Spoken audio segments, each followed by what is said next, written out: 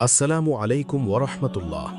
প্রিয় দর্শকবৃন্দ, আজ আমরা আলোচনা করব কোরআনের এমন একটি আয়াত নিয়ে যেটি মুসলিম উম্মাহর জন্য সুরক্ষা, বরকত ও রহমতের অফুরন্ত ভাণ্ডার।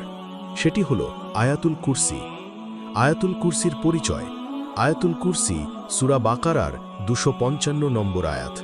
এটি কোরআনের সবচেয়ে দীর্ঘ আয়াতগুলোর একটি হলেও এর ভেতরে আল্লাহর গুণাবলী, শক্তি, জ্ঞান ও সৃষ্টির ওপর নিয়ন্ত্রণের স্পষ্ট বর্ণনা রয়েছে। অনেক আলেমের মতে আয়াতুল কুরসি হল কোরআনের শ্রেষ্ঠতম আয়াত।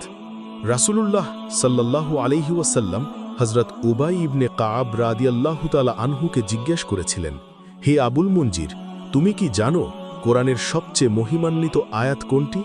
তিনি উত্তর দিলেন, আল্লাহ ও তার রাসূলই ভালো জানেন। পরে যখন তিনি বললেন আয়াতুল কুরসি, তখন নবী করিম সাল্লাল্লাহু আলাইহি ওয়াসাল্লাম তার বুকে হাত রেখে বললেন, হে আবুল মুনজির, জ্ঞান তোমার জন্য বরকত বয়ে আনুক। সহিহ মুসলিম।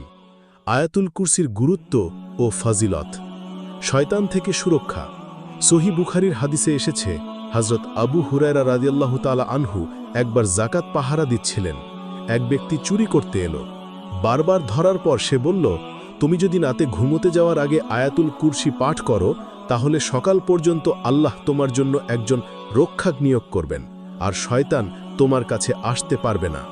রাসূলুল্লাহ সাল্লাল্লাহু আলাইহি ওয়াসাল্লাম শুনে বললেন, সে মিথ্যাবাদী হলেও এ কথাটা সত্য বলেছে।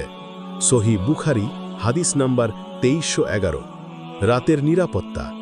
রাসূলুল্লাহ সাল্লাল্লাহু আলাইহি ওয়াসাল্লাম বলেছেন, যে ব্যক্তি রাতে ঘুমানোর আগে আয়াতুল কুরসি পড়বে, আল্লাহ তাআলা তার জন্য একজন পাহারাদার নিয়োগ করবেন এবং শয়তান সকাল পর্যন্ত তার কাছাকাছি আসতে পারবে না। প্রতিটি ফরজ নামাজের পর জান্নাতের নিশ্চয়তা। রাসূলুল্লাহ সাল্লাল্লাহু আলাইহি ওয়াসাল্লাম বলেছেন, যে ব্যক্তি প্রতিটি ফরজ নামাজের পর আয়াতুল কুরসি পড়ে, মৃত্যু ছাড়া তাকে জান্নাতে প্রবেশে কোনো কিছু বাধা হয়ে দাঁড়াবে না। সুনান নাসাই, সহিহ তিরমিজি। দোয়া কবুল হওয়ার মাধ্যম।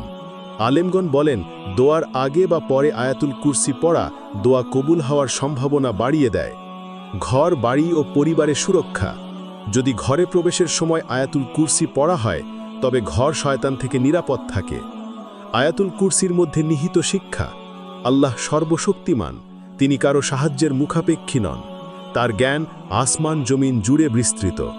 ঘুম বা তন্দ্রা তাকে গ্রাস করে না। সব কিছুর মালিক ও নিয়ন্ত্রণ শুধুমাত্র আল্লাহ। অতএব যে ব্যক্তি আয়াতুল কুরসি পাঠ করবে, সে আসলে আল্লাহর মহিমা স্বীকার করছে এবং আল্লাহর কাছে আশ্রয় চাইছে। আমাদের জীবনে আয়াতুল কুরসির ব্যবহার।